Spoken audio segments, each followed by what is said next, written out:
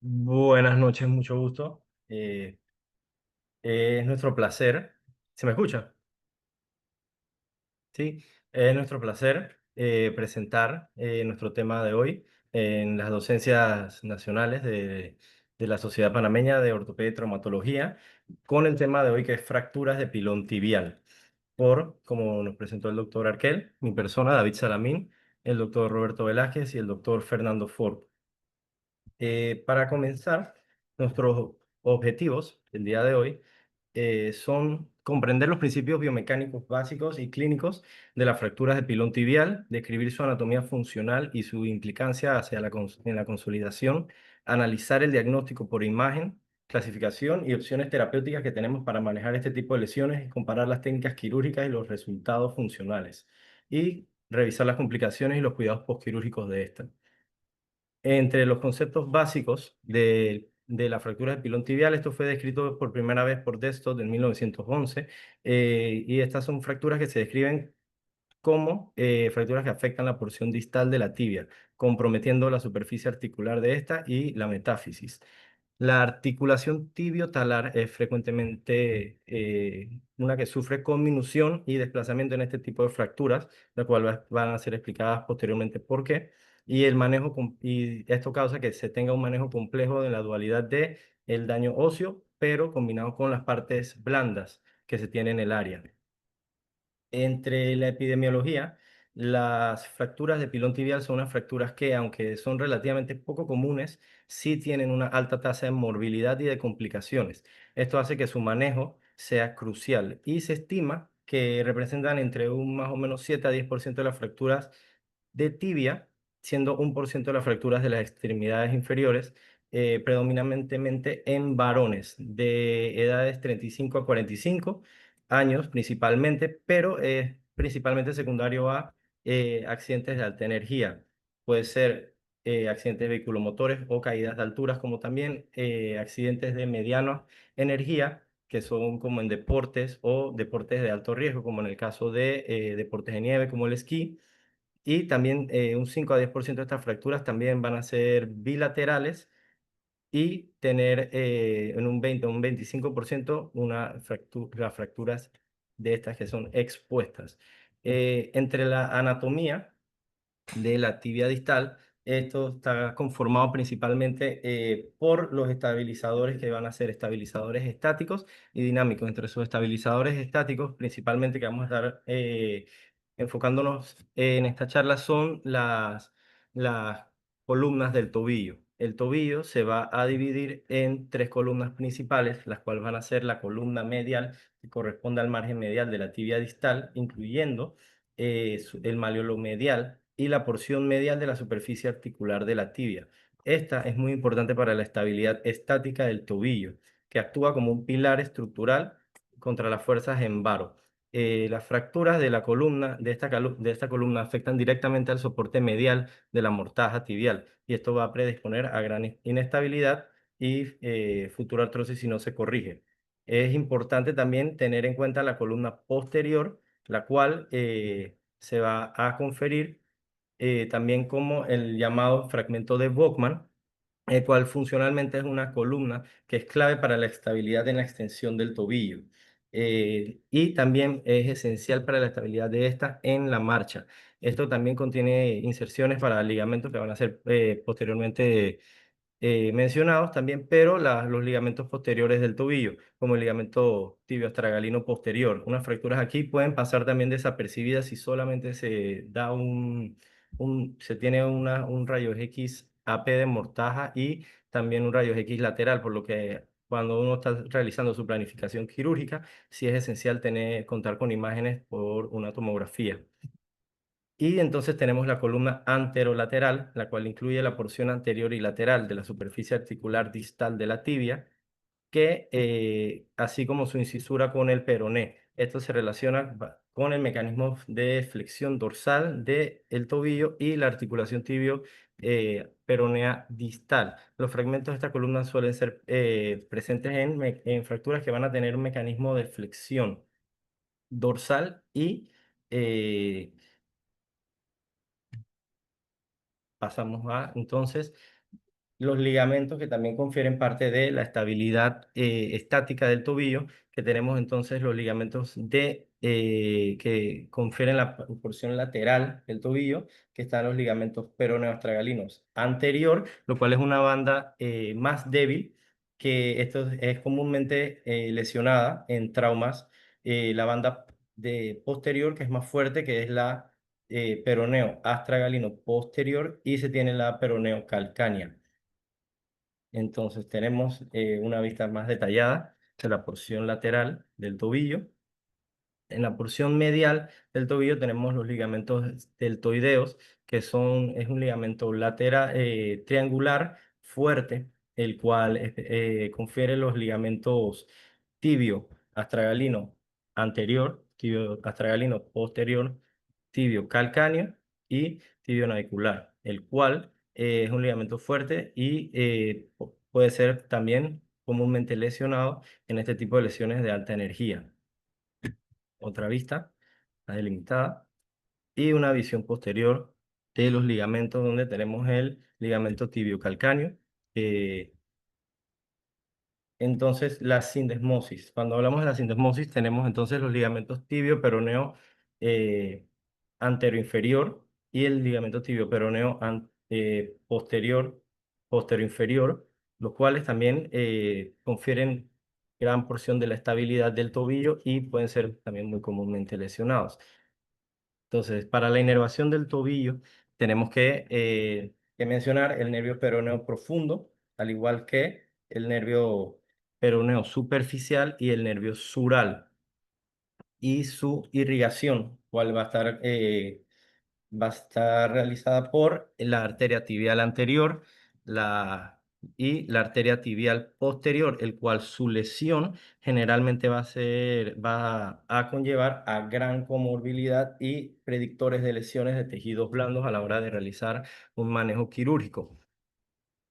Tenemos entonces también la irrigación que se forma al realizar una anastomosis entre ambos vasos descritos, los cuales van a realizar la arteria maleolar lateral anterior y la arteria maleolar medial anterior. Entonces, el mecanismo de lesión es muy importante a la hora de predecir el tipo de lesión que vamos a tener en una fractura de pilón tibial. Se describe que la posición del pie a la hora del impacto es el mayor predictor que nos describe el tipo de lesión que se va a tener. Entonces, estas fracturas pueden ser por patrones rotacionales, van a ser generalmente relacionados a traumas de menor energía, como en el caso de deportes de esquí o pacientes mayores, predominantemente mujeres arriba de los 50 años, pero a causa de una pobre calidad ósea, en el caso de la osteoporosis, y también se va a tener unas fracturas por sobrecarga axial, las cuales van a ser provocadas por caídas de altura, accidentes vehiculomotores o aplastamientos. Estas son fracturas que conllevan un gran nivel de conminución, frecuentemente en pacientes jóvenes, activos, y se tiene hasta en un 85% fracturas asociadas del peroné y conllevan gran, importante lesión de partes blandas de esta. Entonces, el mecanismo de trauma de las fracturas está asociada, como mencioné, a traumas de alta energía y puede ser realizado por fuerzas axiales de compresión. Este es el mecanismo más común de impacto, el cual va a causar este tipo de fracturas, la cual confiere una fuerza de compresión, la cual va a provocar generalmente, secundario a un accidente automovilístico o caídas de alta energía, una fractura conminuta del pilón tibial. La energía que se transfiere en la superficie articular del tobillo, entonces es lo que va a producir entonces un patrón un minuto y una pérdida de la congruencia articular. Las fracturas del pilón tibial también pueden ocurrir cuando hay un movimiento, como mencioné, torsional o rotacional, y esto se va a realizar generalmente con una pronación o supinación durante el impacto que se tenga, lo cual va a generar fracturas dependiendo del lado que se tenga el impacto, tanto en su porción lateral o medial de la tibia, así como posibles luxaciones. También en fuerzas directas, cuando se tiene el pie en dorsiflexión, nos va a llevar a fracturas de la columna posterior del tobillo, como se puede describir aquí en la distribución de fuerzas que se puede ver ilustrado. Eh,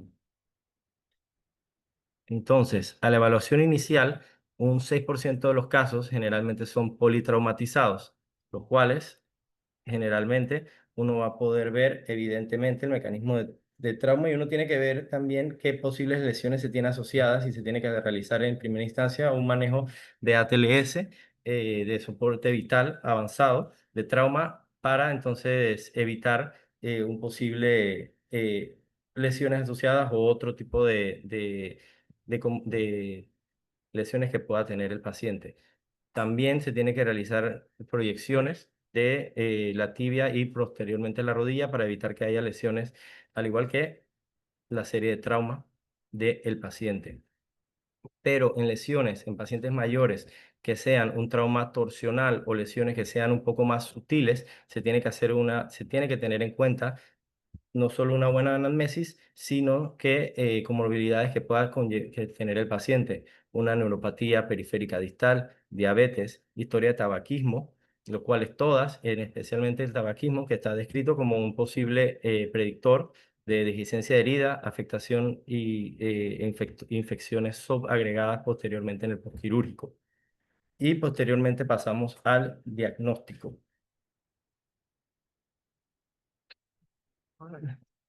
Bueno, aquí continuando con el diagnóstico, ya como comentó mi compañero, por lo general las fracturas de pilón tibial van a ser fracturas que vienen asociadas con traumatismo de alta energía, por lo que se debe iniciar lo que es el ATLS, principalmente en cuarta urgencia o el personal médico de atención primaria. Además de eso, pacientes van a llegar con dolor, intimidación funcional, deformidad evidente, daño a los tejidos blandos. Y como parte de la evaluación ya inicial de lo que es el tobillo, se le hacen las proyecciones de tobillo, la P lateral, la mortaja, y cuando hay disponibilidad se le hace lo que es una tomografía. Ahora, ¿qué estamos evaluando en las proyecciones del tobillo? Hay que evaluar algún daño o compromiso a lo que es la articulación o la mortaja. ¿Cómo se evalúa esto?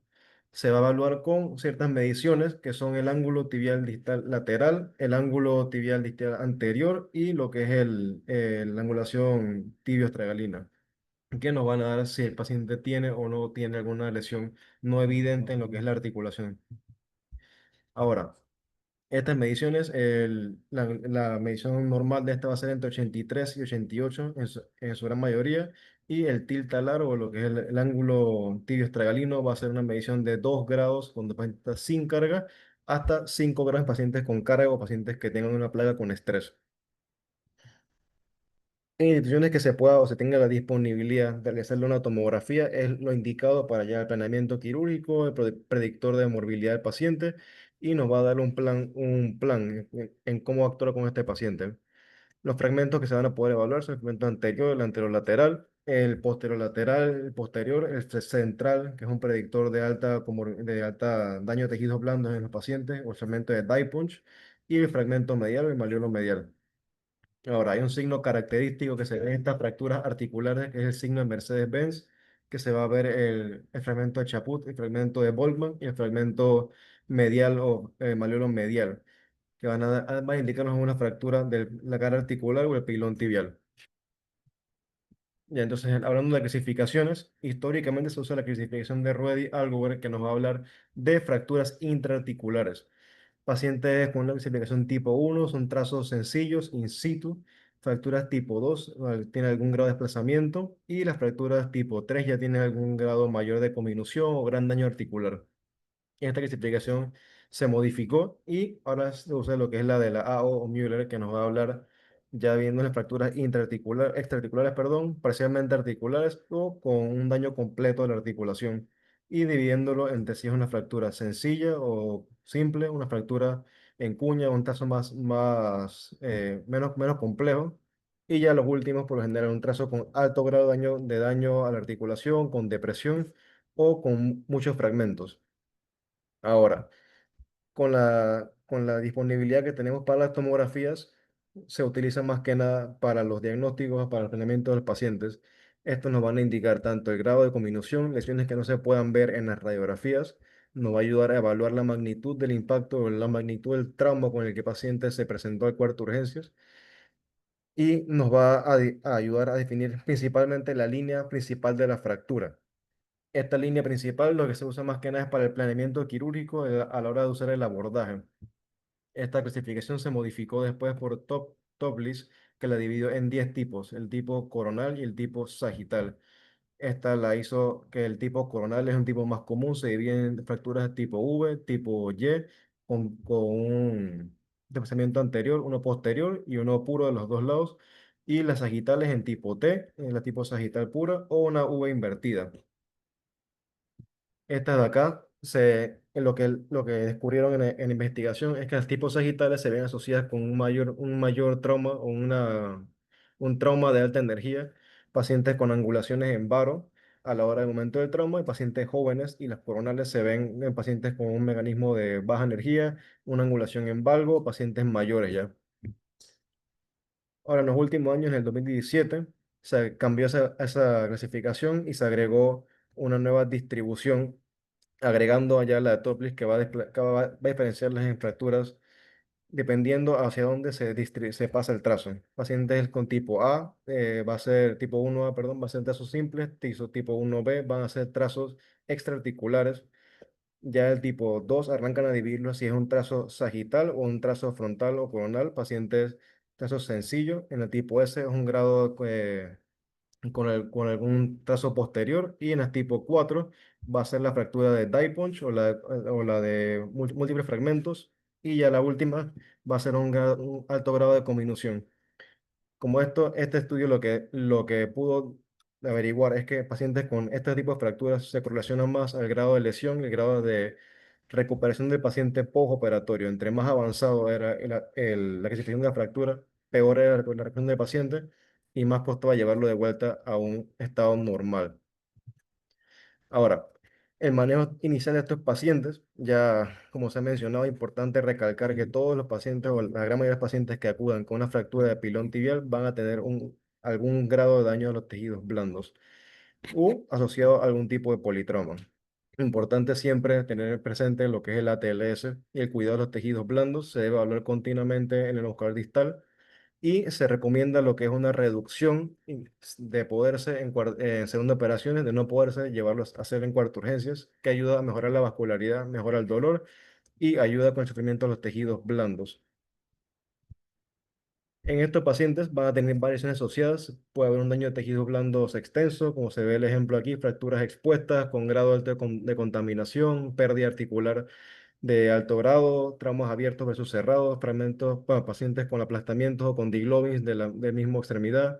Pacientes pueden presentarse con síndromes compartimentales, luxaciones de la articulación, fracturas asociadas como son las fracturas vertebrales, fracturas de ortohuesos largos o fracturas del calcáneo que pueden dificultar lo que es el manejo o tomar una decisión de cómo llevar o cómo manejar a este paciente. Importante siempre de poder llevar al paciente a algún tipo de inmovilización o darle estabilidad. Siempre se intenta lograrlo de manera temporal para mejorar los tejidos blandos a la hora de llevarlo a un manejo definitivo. Ahora, las partes blandas son las que importan a la hora de saber qué tipo de lesión tenemos. La clasificación de Sherner, que va a dividirla en 4 grados, el tipo 0, 1, 2 y 3, que van a hablarnos del grado de lesión que el paciente tuvo, los riesgos del paciente que tengan de una complicación como síndrome compartimental, necrosis de la piel, necrosis de los tejidos alrededor, o una complicación quirúrgica de llevarlo un tiempo a una fijación primaria en el primer tiempo.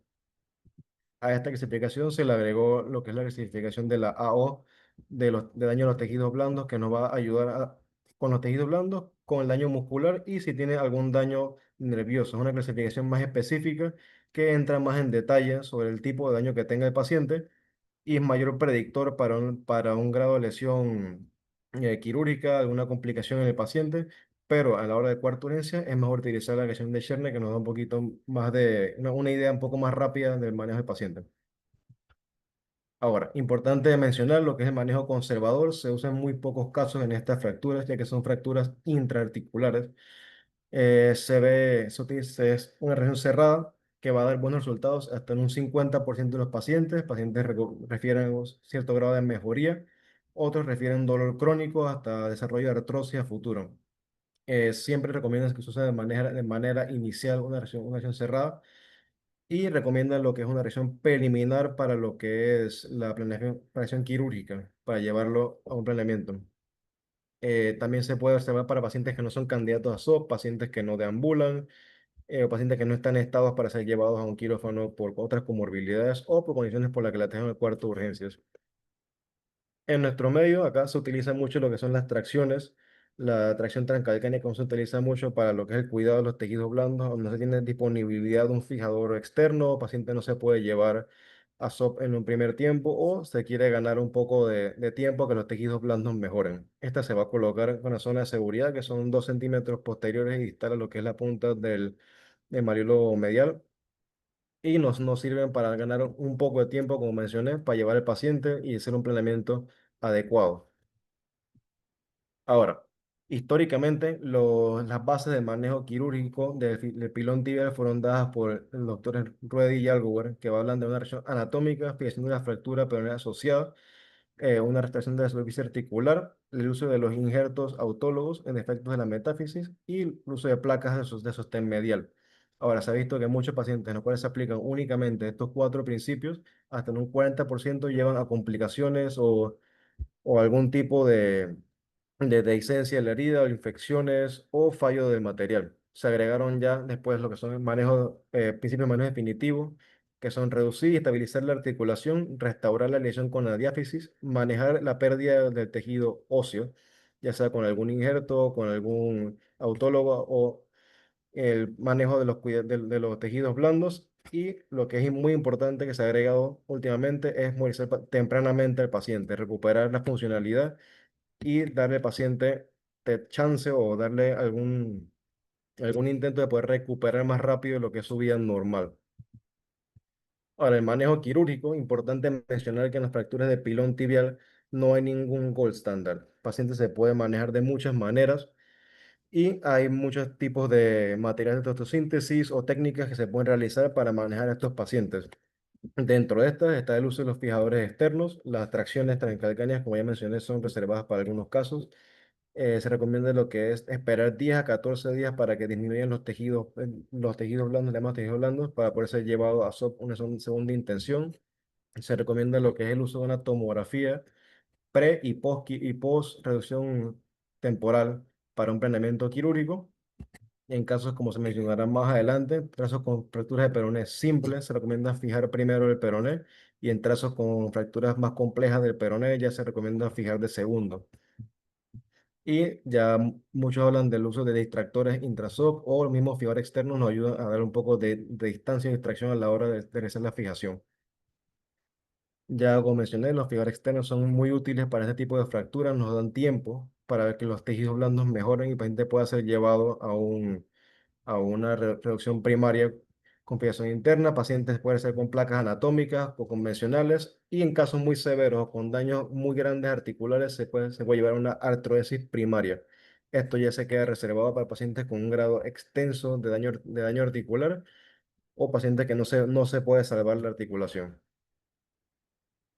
De manera de resumen, acá lo que hablan es el manejo inicial o cómo debemos comportarnos ante las fracturas de pilón tibial. Este usa el ejemplo de la tipo 43 de la AO, que hablan de fracturas, si son expuestas o no son expuestas. Fracturas expuestas se debe llevar a un manejo temporal de la fractura y darle tiempo a los tejidos blandos que mejoren para ya luego planearlo de manera definitiva.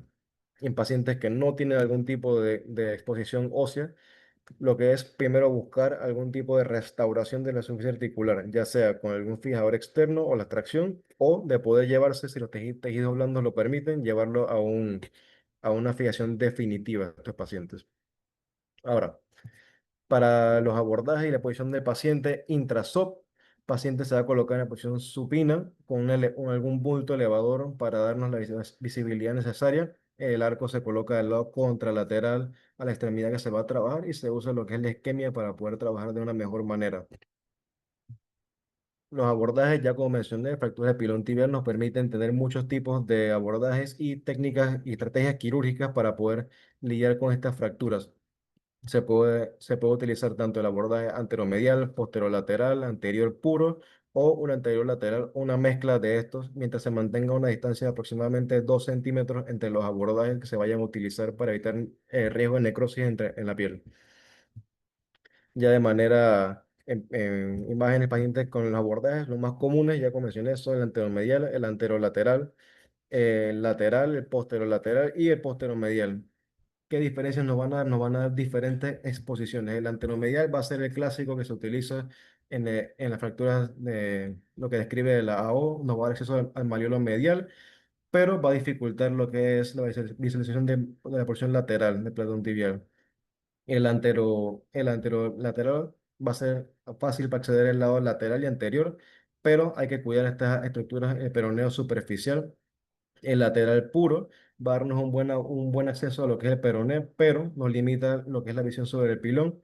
El lateral nos permite acceder a alguna articulación en el compartimento posterior, como el aquilio, y fijar lo que es alguna fractura del maliolo posterior. Ya como mencioné, hay que respetar lo que es la separación entre estas incisiones a la hora de hacer nuestro planeamiento quirúrgico, evitar cualquier tipo de necrosis del tejido y evitar cualquier tipo de dehiscencia de la herida.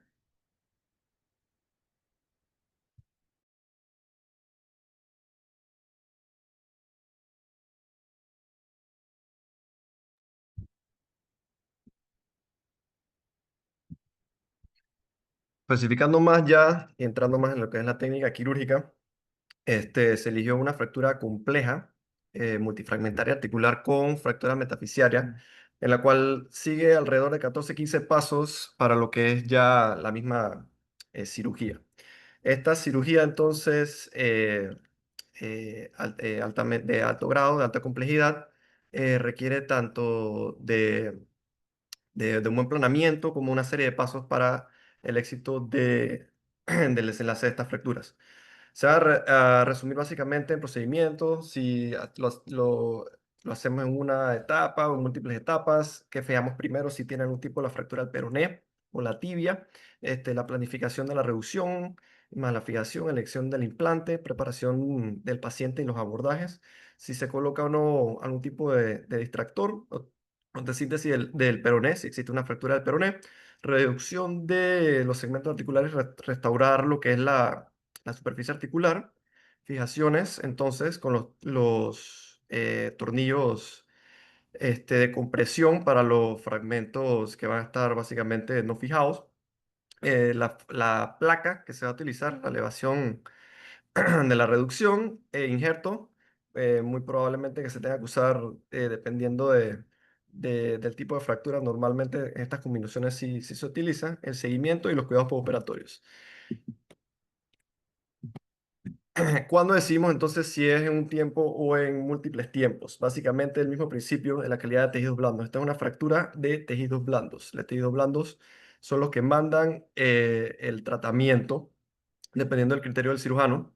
Estas en el criterio de la fijación única o múltiple, entonces vamos a verla con las fracturas desplazadas con lesión cerrada mínima de tejidos blandos o marcadamente desplazadas con fracturas con lesión cerrada, moderadas, severas de tejidos blandos, en la cual también podemos estar incluyendo las fracturas de expuestas. Vamos a usar la clasificación de Cherne ya previamente mencionada. Entonces, en el Cherne tipo en grado 0 o 1, entonces preferiblemente se va a utilizar un único tiempo para una fijación.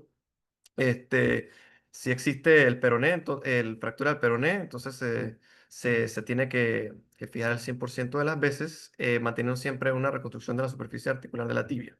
Dependiendo entonces de la cominución y del stock óseo, se utilizará entonces autologos esponjosos. En el Cherne tipo 2 o 3, entonces ya estamos hablando de utilizar en dos tiempos la resolución de este tipo de fracturas. Normalmente hay una gran afectación de tejidos blandos, en la cual se va a utilizar probablemente fijadores externos o algún tipo de fijación temporal para, para ya sea para que se sanen entonces los tejidos blandos y se pueda reducir posteriormente una fijación ya definitiva. En las fracturas expuestas, si es considerado un Cherne 3, es grave. El manejo inicial siempre tiene que ser desbridamiento y herida desbridamiento de la herida y lavado en el quirófano, una estabilización y temporal externa para permitir, junto con un lavado un segundo tiempo, el cual es recomendado a las 48 horas, junto con una antibiótico-terapia para que los tejidos blandos cedan. Pasamos entonces a la secuencia de estabilización ósea. La secuencia básicamente va a depender del peroné, si del trazo del peroné. Si el peroné presenta una fractura simple, entonces se fija de primero mediante una RAFI, porque permite una reducción indirecta de los fragmentos anterolaterales y posterolaterales de la meseta tibial. En las fracturas comminutas del peroné, entonces está descrito que se debe realizar primero una eh, fijación o una eh, restauración de la superficie articular primero y de la tibia, posterior a un puenteado del peroné. En la planificación, entonces, preoperatoria, se requiere de una buena planificación para un buen desenlace. Básicamente, obtener unas buenas radiografías en proyección AP y lateral, tanto del lado lesionado como no lesionado, y realizar una tomografía computerizada simple de, del pilón más una reconstrucción 3D. Hay que identificar muy bien dentro de todos los fragmentos sueltos en la tomografía, dibujar los fragmentos reducidos sobre el trazado del lado normal, considerar técnicas de reducción, elegir e ilustrar los implantes de fijación, elegir el abordaje quirúrgico que se va a utilizar y preparar una lista de pasos operatorios. En la elección del implante, entonces, en caso resumido, quisiera enfatizar más en tres tipos de placas. Tenemos la LCP, anterolateral distal de la tibia, la placa medial de la tibia y la placa en T bloqueada. La misma LCP anterolateral es una fijación angular estable, es bloqueada, los tornillos bloquean con la placa, formando un constructo angular estable, ideal en huesos osteoporóticos con múltiples fragmentos. Tiene una anatomía precontorneada. Tiene una forma anatómica en la cual se adapta al contorno anterolateral de la tibia distal, reduciendo la necesidad de moldeado intraoperatorio. Tiene una buena preservación de las partes blandas y tiene una distribución tridimensional de los tornillos. Los orificios en múltiples planos permiten capturar los fragmentos articulares desde distintas direcciones. En lo que sería entonces la placa medial distal de la tibia, tenemos otra fijación angular estable, los tornillos bloqueados que forman una unidad rígida con la placa, evitando el colapso de un hueso que está débil. Tiene un diseño anatómico precontorneado para adaptarse a la forma medial de la tibia distal, minimizando la necesidad de moldear.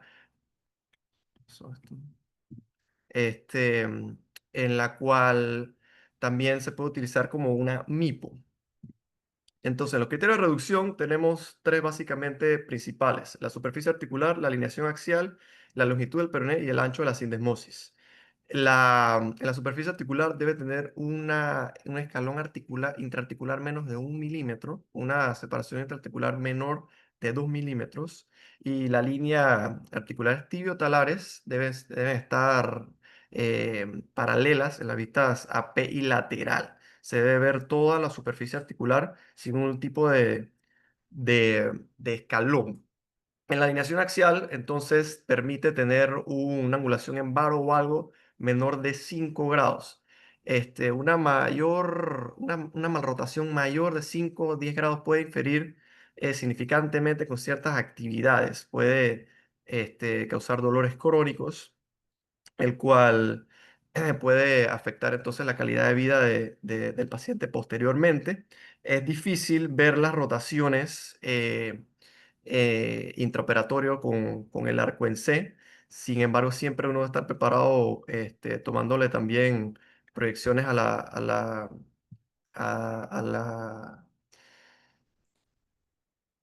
a la pierna contralateral sana para tener mejor una visualización y mejor guía. Como tercer paso, entonces, la longitud del peroné y el ancho de la sindesmosis. básicamente el peroné es lo que le va a dar la longitud de estar fracturado muy comúnmente se ve fracturado, el cual permitiéndole una reducción, primero no va a evitar que la fractura de la tibia se presente en bar. La preparación entonces, posteriormente ya mencionado, en decúbito supino, preferiblemente con un bulto en glúteo ipsilateral a operarlo para evitar la rotación externa, colocar algún tipo de elevación para mejor visualización del cirujano y un torniquete de 100 a 125 milímetros de mercurio por arriba de la presión sistólica. Se utilizará entonces algunos de los abordajes ya mencionados, principalmente en este caso un abordaje anteromedial, el cual también se puede estar utilizando una colocación de un distractor, porque el distractor nos va a dar longitud y es útil para reducir las mismas fracturas comminutas de este tipo.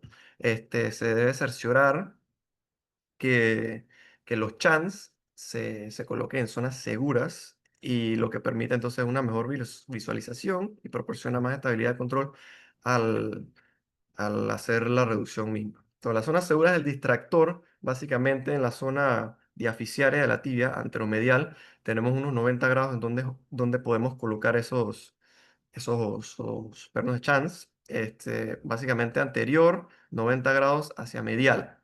Toda esa zona segura. Normalmente se coloca a 45 grados, porque es la parte más plana y más sencilla de colocar de la tibia. Entonces, en la zona anterior, básicamente, nada más tenemos que tener cuidado con las arterias y venas tibiales anteriores, realizando pequeñas incisiones, disecando bien para no tener ningún tipo de desliz con este paquete. Y entonces en su parte distal, entonces se colocará en la zona segura del calcáneo 2 centímetros inferior y posterior en la parte medial, en la zona segura donde esquivando el paquete neurovascular detrás del malleolo medial, la arteria tibial posterior, nervios plantares mediales y laterales y nervio calcáneo medial, completamente segura en la zona. Después de colocar entonces el distractor, podemos pensar en fijar el peroné, de inferir que el peroné tiene una fractura de trazo simple. De estar con un trazo con minuto, entonces primero iríamos con la tibia. Eh, en este caso en específico tenemos un trazo simple transverso, el cual entonces se le pone una placa LCP de 3.5, el cual se le da una alineación correcta, una longitud y eje y rotación correcta para darle una mejor estabilidad global del tobillo, posterior a fijar los fragmentos libres de la comisión del pilón. Lo primero, ya posteriormente realizado la fijación del peroné, entonces vamos a hacer una exposición y limpieza de la zona de la fractura. Se realiza el abordaje, disecando entonces lo que es la fase superficial y la profunda, ya llegando a lo que son los fragmentos óseos. Se debe lavar, curetear, si algún tipo de, este, de, de coágulos de sangre o algún tipo de contaminación. En el caso ilustrado, podríamos estar hablando de un mecanismo de alta energía, una abierta de una 3A específicamente. Se inspecciona básicamente y luego de hacer la limpieza vamos a entonces alineando los fragmentos. El primer fragmento que vamos a utilizar con pines de Kirchner va a ser el fragmento central. Se va a colocar de manera anteroposterior, agarrando los fragmentos más grandes que encontremos sin pasar más allá de la cortical posterior del fragmento posterior, protegiendo lo que es el tendón del Aquiles. Ya entonces, habiendo fijado el fragmento central, vamos a hacer reducción del fragmento anterolateral, que se reduce entonces anatómicamente posterocentral bajo control visual del arco en C. Después de la fiación del fragmento anterolateral, continuamos con los fragmentos mediales. Se ajustan, siempre deben ser con mucho cuidado por el grado de cominución. Se puede utilizar pinzas de Weber si hay algún tipo de desalineación. Puede ser que cuando esté uno introduciendo algún tipo de Kirchner, el otro Kirchner se colapsa, por lo cual entonces las pinzas también están indicadas. Se pueden utilizar la mayor cantidad de Kirchners posibles para reducir la mayor cantidad de fragmentos y restaurar la superficie articular. Una vez entonces, habiendo tenido una reducción suficiente, una reducción anatómica, lo más anatómica posible de la superficie articular, entonces se va a impactar primeramente el pin o el KW del fragmento central. Esto va entonces con todos los otros KW en ese mismo orden: central, anterolateral y medial. Una vez entonces colocados los KW, se entierran y se van entonces al siguiente paso, que sería el bloque articular, usando algunos tornillos de compresión. Unos insertados pueden hacerse anterolaterales, posteromediales. En este caso ilustrado específicamente se usaron tornillos de 3.5. Sin embargo, no es raro usar otros tornillos más pequeños de distintos tamaños, como de 2.7, 2.4, inclusive hasta 2.0, el que se necesite para conseguir la reducción. Luego entonces pasamos a la inserción de la placa. La placa se inserta de manera epiperestal en la cara anteromedial de la tibia distal, después de crear un túnel subcutáneo. Si hay que hacer un tipo de peristeciación, se realiza. Probablemente en estos casos no se requiera. Los clavos entonces se acortan y conseguimos entonces un desliz de la placa, utilizando las fijaciones definitivas en bloque articular con los tornillos bloqueados, los más posteriores, sin llegar a la articulación. Se colocan entonces dos tornillos bloqueados, tipo puente, lo más cercano posible a la superficie articular, y el resto entonces se pone intraarticular, bloqueados también. Luego de conseguir ya el adosamiento de la misma placa, se continuará entonces a poner los diferentes tornillos corticales proximales. Evaluación entonces de la reducción. En este caso específico, normalmente si existe un defecto óseo importante, se verifica entonces la reducción de articulación. Podemos tener una fijación suficiente sin stock óseo, el cual se ha demostrado que se puede hacer en un segundo tiempo.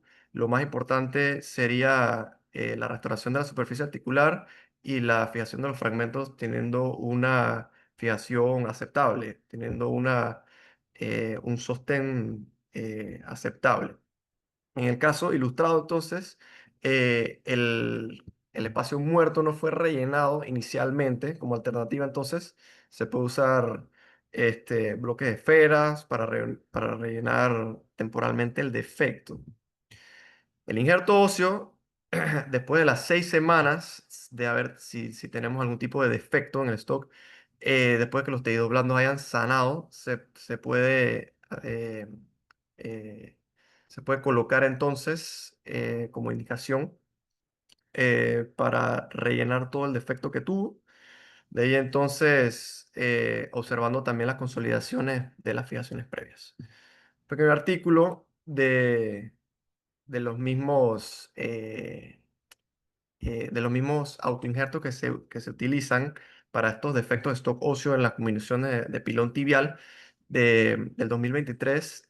Tuvo como estudio entonces a 20 jóvenes con defecto articular irreconstruible posteriores a fracturas comminutas de pilón tibial, el cual entonces se hicieron en dos tiempos, y luego entonces se reconstruyó con autoinjerto de la cresta ilíaca, de tipo esponjoso, el hueso.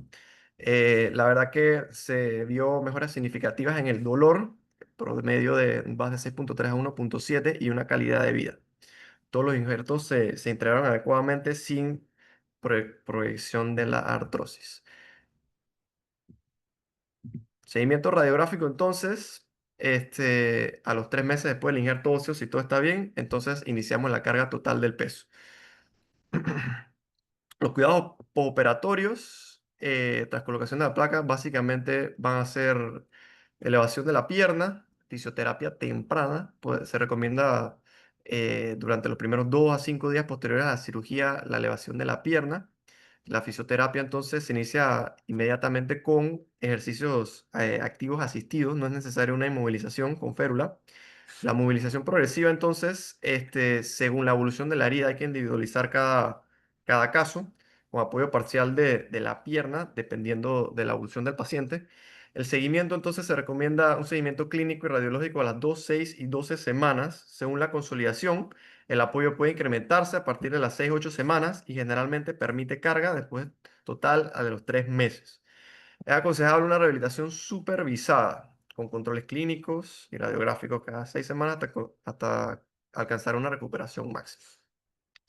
En el retiro de implante, de ser necesario, porque puede causar irritación de tejidos blandos, puede causar un rechazo de material de osteosíntesis aséptico, más que nada por dolor a tejidos blandos. Es bastante superficial y los pacientes refieren a algún tipo de molestia. El mejor momento para retirarlo va a ser alrededor de 2 meses después de la cirugía. Un caso clínico que nos llegó al hospital, un masculino de 28 años, eh, colisión en moto, trauma de alta energía, colisión frontal, portaba casco, no tuvo trauma craneoencefálico severo ni trauma tóraco-abdominal cerrado severo. Tuvo un trauma multidireccional en lo que fue la pierna izquierda. Tuvo un dolor y deformidad en pierna izquierda. Se le tomaron radiografías API lateral inicialmente de la pierna, observándose una fractura conminuta de pilón tibial con un peroné intacto, con extensión de la fractura hacia la diáfisis. Proyecciones. La tomografía que se realiza, ese paciente fue llevado al salón de operaciones en 2 tiempos porque presentaba un Cherne 2, tenía una afectación considerable de tejidos blandos, se decidió realizar en 2 tiempos, le pone el fijador. Aquí tenemos el clásico signo de Mercedes-Benz, del trazo con minuto. Post colocación del fijador, vemos pérdida del stock óseo, vemos gran conminución, tanto en el plano coronal como el sagital, y trazos intraarticulares. Fue llevado a hacer operaciones para una reducción abierta, masticación interna, con colocación de varios KW para restaurar la superficie articular. Se impactaron todos los KW, la verdad que estaba bastante conminuta. El cartílago estaba bastante sufrido. Se realizó un abordaje anterior, se le hizo una placa anterolateral larga, bloqueada, y una placa medial. Posterior a eso, tuvo buena evolución de tejidos blandos. El paciente actualmente está en seguimiento en la consulta externa con buena evolución. Las complicaciones más comunes que tenemos de las fracturas del pilón tibial, según los Current Concepts del 2021, Carbonell y Escobar en el 2017, básicamente describieron que tenían osteoartritis postraumáticas y rechazo del mismo material, ya sea por una pseudoartrosis o porque le molestaba al paciente la misma fijación. Recalco en 2 estudios diferentes que la osteoartritis postraumática fue la más vista. Este es un caso de uno de ellos. El paciente presentó irritación y también un poco de artrosis, al cual entonces se retiró. Entonces, uno de estos artículos que si lo hacemos en un tiempo, en 2 tiempos. Este artículo eh, fue un estudio prospectivo aleatorizado del 2019 hasta el 2021 en India, que 24 pacientes con fracturas intraarticulares del pilón tibial de la clasificación de la O43B y 43C, divididos en 2 grupos. El grupo A básicamente el grupo A se hizo en una sola intervención y el grupo B se hizo en dos intervenciones, básicamente viendo en cuenta que esto no era una lesión de tejidos blandos extenso, era un Scherner 0 o 1. Básicamente se observó que una única intervención cuando es posible, dependiendo de los tejidos blandos, da una mejor recuperación y menos dolor con cirugía en una etapa. La estancia hospitalaria mejoró y mejoró la tasa de infección. Otro artículo acerca de si hacer uno o dos tiempos, dependiendo de los tejidos blandos, recalcando Scherner 0 o 1. También se concluyó que, que la fijación primaria de una sola etapa también tiene tendencia favorable significativa a una menor infección y una menor tasa de dolor del paciente. Dentro de las conclusiones, entonces, tenemos que las fracturas de pilón tibial requieren enfoque individualizado y en equipo. Una evaluación precoz de las partes blandas es crítica para buen resultado. Esta es una fractura de tejidos blandos, básicamente, depende de todos los tejidos blandos. El manejo de etapas ha demostrado disminuir complicaciones, sin embargo, de poderse realizar en un tiempo, está bastante estudiado que se debe realizar en un tiempo. La restauración de la anatomía del patrón tibial mejora la función a largo plazo, que es la principal, eh, es lo principal que se debe hacer en la cirugía. Y el artículo de Rudy Allower sigue siendo el pilar, a pesar de todos estos años, se publicó por primera vez en 1968, sin embargo sigue siendo el pilar para la comprensión de estas lesiones, complementando entonces por los avances y nuevos artículos. La bibliografía.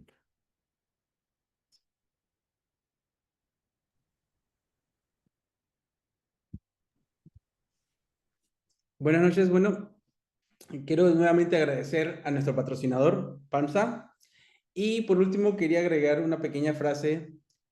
Buscando en internet, preguntándole a ChatGPT, les dije, ChatGPT, consígueme una frase famosa sobre fracturas de pilón tibial que algún famoso de la ortopedia haya mencionado. Y me mencionó una frase del doctor Rudy, que decía que en las fracturas de pilón tibial, 1, preserva el tejido blando. 2, reduce anatómicamente. 3, estabiliza la fractura. Y 4, deja que la biología se encargue. Sin embargo, en el 2000, el doctor Hansen, que es uno de los famosos de la AO, tuvo una frase que también agregó a la frase, válgame la redundancia, de Ruedi, que decía que hay que preservar el tejido blando, 1. 2, hay que reducir anatómicamente. Y 3, hay que tener en cuenta de que estas fracturas pueden tener una necesidad a futuro de una cirugía de reconstrucción de tobillo. Y es de voces saber que las fracturas de tobillo y las fracturas de pilón tibial son fracturas que pueden tener una alta probabilidad de artrosis. Y estas son fracturas de que hay que tomar en cuenta de que en un futuro existe siempre el riesgo, dependiendo del patrón de la fractura, de tener una necesidad a hacer cirugías, ya sea de reconstrucción de articulación, de artrodesis de tobillo, hasta prótesis de tobillo. Entonces, esta ha sido una charla con mucha información. Esperemos que haya sido el agrado de todos. Y me encantaría escuchar los comentarios de todos, ya que todos tenemos experiencia para aportar y quiero abrir la fase de preguntas y respuestas. Dale la bienvenida, presidente. Queremos darle la bienvenida al doctor Gerinaldo. Gracias por estar con nosotros, estar presente, apoyarnos siempre en estas residocencias, ya que esto motiva a los residentes a estudiar. El doctor Cam, ¿qué tal? Esto estimula a los residentes a estudiar, a nosotros los funcionarios a repasar, y siempre se saca un bien de todo esto. Si alguien tiene alguna consulta o alguna pregunta, bienvenidos, preguntas y comentarios, por favor. Le voy a dar espacio al doctor Tortosa que quiere decir algo. Un momentito.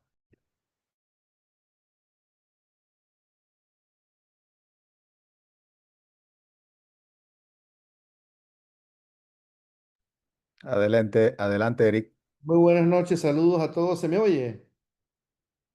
Sí, Felicidades a nuestros residentes y a nuestros moderadores. Esto ha sido pues una excelente disertación lo que han presentado. Eh, Estas fracturas cada vez las vemos con más frecuencia y en creciente grado de complejidad. Eh, ¿Cuándo dirían ustedes, o más bien qué opinión les merece la posibilidad de tener que realizar fasciotomías convencionales en estos casos? Y si ustedes recomiendan o han tenido experiencia o quieren hacer algún comentario sobre lo que sería el pie crusting o fenestración de la piel descompresiva para evitar daño tisular extenso alrededor del tobillo en situaciones de, por ejemplo, pilón tibial, en este caso, que es lo que nos atañe. Les agradezco cualquier comentario.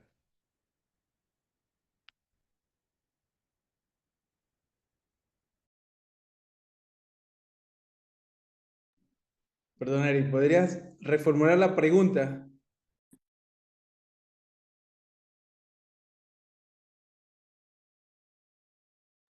un momentito.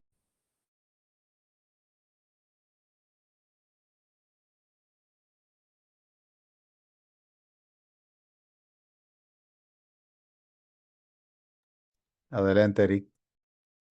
Sí, buenas noches. La pregunta es, ¿qué experiencia han tenido con fasciotomías acompañadas de casos de fracturas de pilón tibial con daños severos de la piel y los tejidos blandos? Y si han tenido la opción de usar técnicas menos agresivas de fasciotomía, como por ejemplo el pie crossing o fenestración de la piel, para hacer una descompresión un poco más controlada sin ser tan agresiva como una fasciotomía convencional, con o sin back para estos casos de lesiones de pilón tibial y daño severo de los tejidos blandos.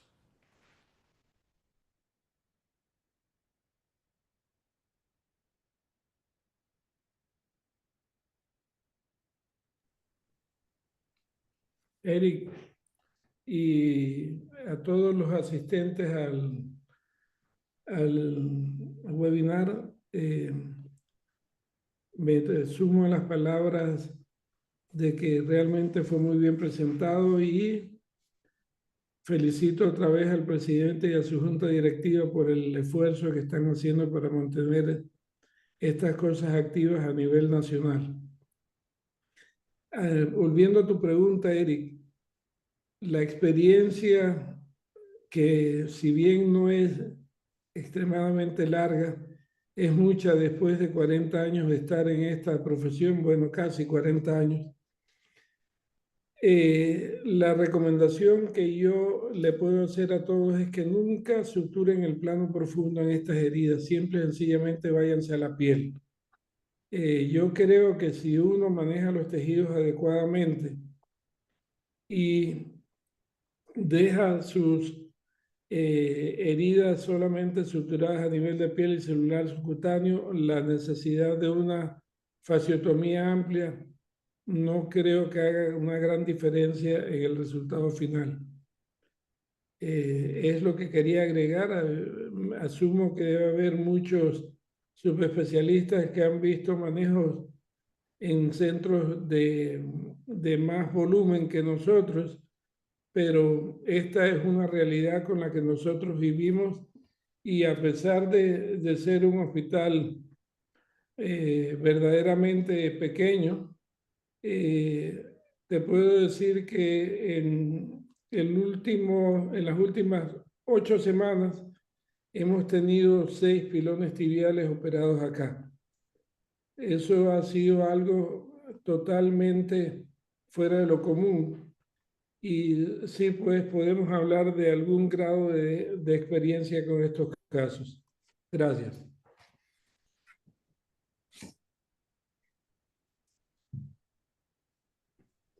¿Alguien más quisiera dar alguna opinión sobre esa pregunta? Argel, hay unas preguntas ahí en la sección de preguntas y respuestas, si las podemos responder en vivo. Y también creo que en el chat hay unas preguntas también.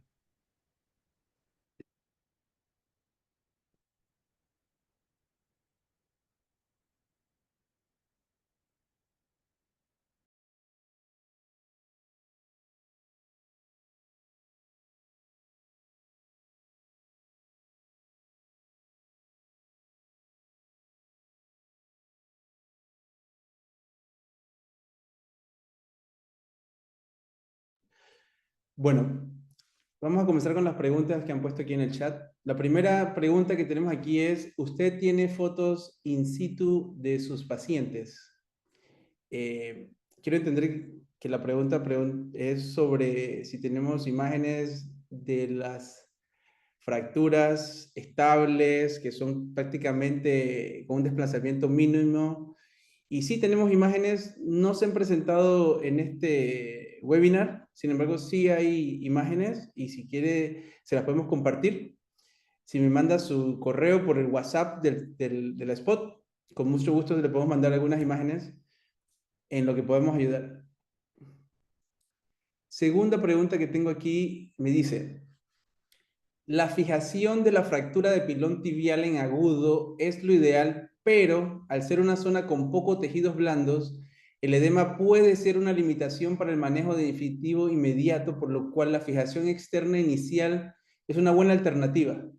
De considerar la fijación externa, ¿qué configuración de tejido recomendarías y en cuánto tiempo aproximado el manejo definitivo del paciente? Bueno, para resumir esta pregunta, se basa en que si tenemos alguna lesión de tejido blando, es muy bueno utilizar algún fijador externo. Y entre fijadores externos no hay ninguna ventaja entre si es monopolar, bipolar, híbrido, dependiendo de la situación. Creo que existe la importancia en el cuidado de los tejidos blandos. Creo que esa va a ser la clave en saber si podemos manejar un pilón tibial de primeras o debemos utilizar alternativas y manejarlo en un segundo tiempo.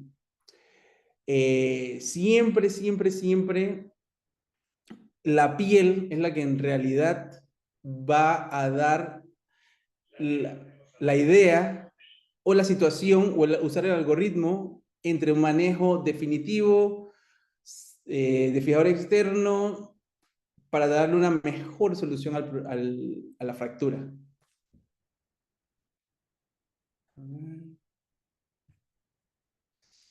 No sé si alguien tiene alguna otra pregunta o alguien quiere complementar en lo que dijimos sobre el manejo del pelón en agudo, cuando hay edema y no se puede usar un manejo definitivo inmediato. Creo que hay otra preguntita ahí sobre el énfasis del uso del distractor, fijador externo.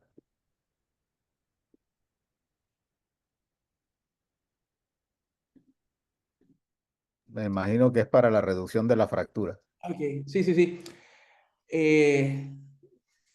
Bueno, el doctor José Moreno pregunta si es importante recalcar el uso de distractor para manejo de fracturas.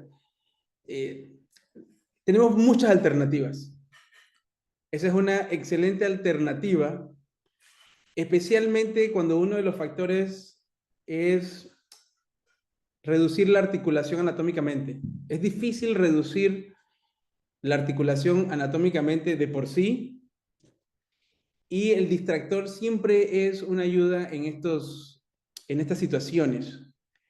Es mandatorio, pues siempre decimos nosotros que depende del patrón de la fractura. Y yo pensaría que mientras más ayuda tenemos en cualquier tipo de fractura de pilón tibial, siempre es bienvenida. Muchas fracturas necesitan algún tipo de dispositivo de distractor, está descrito por varios especialistas que han escrito artículos, y pensaría que si la tenemos a mano y la necesitamos, pues fenomenal. Su indicación, pues, está en la necesidad de fijar correctamente la articulación. Ahora, me gustaría escuchar la opinión de otros colegas.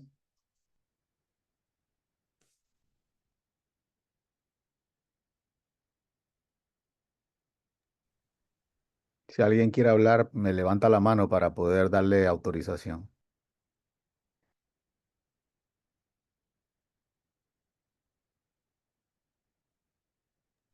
Hay otra preguntita ahí en el panel de preguntas y respuestas, Arkel. Ok. considerar, ok, vamos a leer la última pregunta que tenemos aquí, es considerar el uso de corticoides IV pre y post-op como medidas para mejorar edema, o solo utilizar pre y solo post o nunca por el riesgo de infección. En resumen, la pregunta basa en uso de corticoides antes o después de una cirugía de pilón tibial. Creo que todos tienen algún concepto del uso de corticoides. Muchos lo utilizan, otros no. Las personas que lo utilizan tienen muy buena referencia. Otras personas que no lo utilizan, habrá que consultar cómo le ha ido en su evolución, pero es una pregunta interesante. Yo inicialmente la utilizaba. Si es un paciente que no tenía ningún tipo de riesgo del uso de corticoides, lo utilizaba y más lo utilizábamos porque anestesia recomendaba el uso de corticoides bajo algún tipo de bloqueo que ahorita no recuerdo, y lo utilizábamos y teníamos una respuesta, pues no era negativa, no podría decir que era positiva, pero nunca tuvimos una complicación de infección por el uso de corticoides. No tengo un número específico, sin embargo, yo creo que muchos lugares lo utilizan como una ayuda complementaria y el riesgo de complicaciones por esteroides es una muy buena pregunta. Me gustaría investigar más sobre el tema. No lo tengo, pero lo hemos utilizado y hemos tenido la suerte de no tener algún tipo de complicación. En mi experiencia, me gustaría saber otras personas si tienen algún tipo de experiencia con el uso de corticoides antes y post. Por lo general, en mi experiencia, utilizamos post. Justamente en el postoperatorio inmediato, se le utiliza una dosis de 8 miligramos de dexametasona para ayudar a la disminución del edema y para la anestesia regional. Pero no tengo un conocimiento preciso de eso.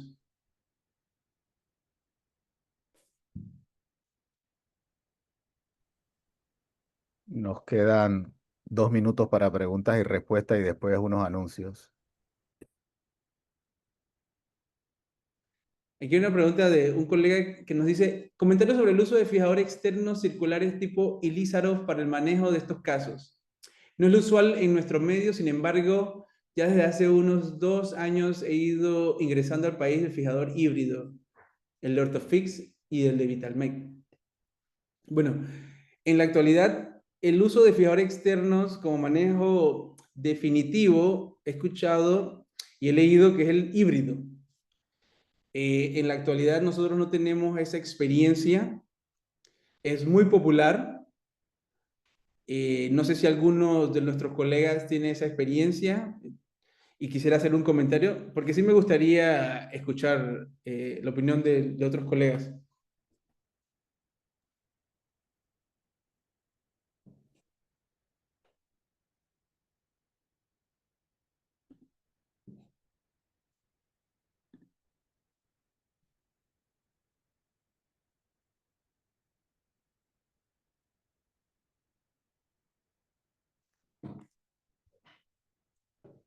Alguien en el chat preguntó o quiso solicitar alguna información sobre el uso de la terapia del BAC en el caso de este tipo de fracturas. ¿Qué experiencia han tenido para poder comentarlo?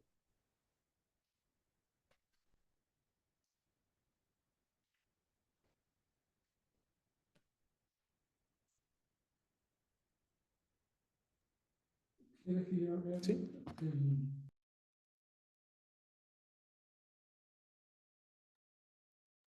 Y el, El doctor Barría quiere hacer un comentario sobre el uso del fiador externo híbrido. Los que han tenido algún tipo de experiencia o los que hemos tenido algún tipo de experiencia con el fijador tipo Ilízaros, que es realmente la base del fijador híbrido, podemos dar fe que es extremadamente bueno para el manejo de los cuidados para el manejo de los tejidos blandos, pero es sumamente complejo para armar en casos de urgencia. Eso es una cosa que se los puede decir todos los que han tenido la oportunidad de manejar fijadores de tipo circular. Conocer los corredores seguros para la colocación de las agujas de Kirchner y hacer la tensión adecuada de estas agujas no es sencillo, y yo dificulto que nuestros hospitales tengan la capacidad para hacer el manejo de estos fijadores en una urgencia. Uno tiene que apegarse a lo que conoce bien, y los fijadores externos convencionales, tubulares o de cualquier otro tipo, y como mencionó el doctor Arquel en el inicio de la charla, cualquiera de ellos bien utilizados te da lo que tú necesitas para el manejo inicial de estas fracturas y dar el tiempo para que esto desinflame. Yo dudo mucho que el volumen que nosotros tenemos se dé para que manejemos de manera permanente con un fijador híbrido o de cualquier otro tipo una de estas fracturas. No, no es algo que nosotros tenemos como una regla aquí, y es difícil el manejo a largo plazo de estos pacientes. Gracias.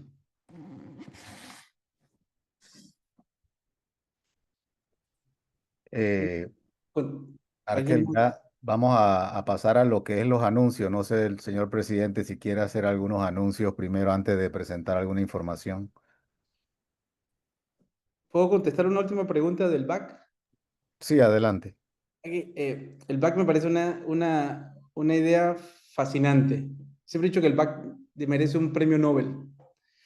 El uso de back ha tenido excelente resultados en el apoyo de fracturas expuestas, heridas complicadas, heridas que no cierran inicialmente, y como dije inicialmente, cualquier ayuda que tengamos nosotros en este tipo de fractura siempre es bienvenida, y la mayoría de fijadores externos, distractores, back, son herramientas útiles y necesarias muchas veces para un buen resultado en este tipo de fracturas tan complicadas y con un mal pronóstico. Eh, Era lo que quería comentar sobre esa pregunta del back que alguien puso allí. El doctor Barbosa quiere decir algunas palabritas cortas ahí. Sí, buenas noches. ¿Se escucha? Sí. Sí, Adelante. bueno, sí, primero que todo felicitar a los exponentes, muy buena presentación, los muchachos, felicidades a los tutores. Solamente como comentario, realmente el uso del corticoide, hay mucha evidencia contradictoria el uso en trauma craneoencefálico. Ya si en trauma craneoencefálico hay algo de contradicción, en el uso del politrauma creo que un poco más todavía. Hay mucha gente que todavía no se atreve, realmente no sé si es que no hay muchos estudios, no he leído mucho al respecto sobre eso, pero lo cierto es que eh, hablando del tema del back, sabemos que cuando no podemos hacer la fijación definitiva en la primera ventana por los tejidos blandos y tenemos que esperar esa segunda ventana, a veces nos puede pasar 2 semanas, 3 semanas, y ya entonces la reducción ya no va a ser tan exitosa como hubiese uno querido en la primera ventana. Entonces, eh, uno tiene que jugárselas a veces en el tiempo, y lo que me ha servido a mí a veces es utilizar el back, pero de manera incisional. Se hacen los abordajes quirúrgicos y se coloca entonces el back incisional, o a veces también el prevena. Eso me ha ayudado bastante. Gracias.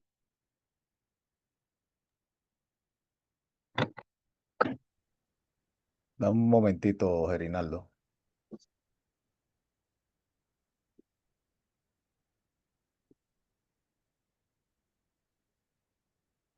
Adelante, Gerinaldo.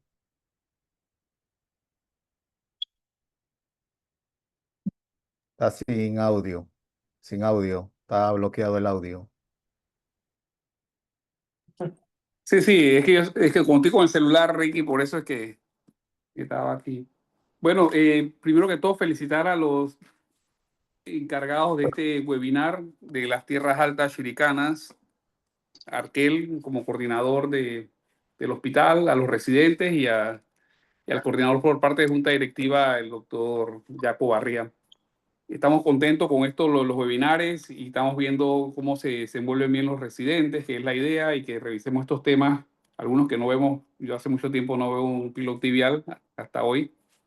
Entonces, saludarlos a todos y bueno, y que sigan apoyando las actividades docentes, que ahora Ricardo les mencionará algunas cosas que tenemos, ya lo de Chiriquí, las otras cosas de AO, de APAR, que sigan apoyando, y particularmente el Congreso en octubre, ¿no?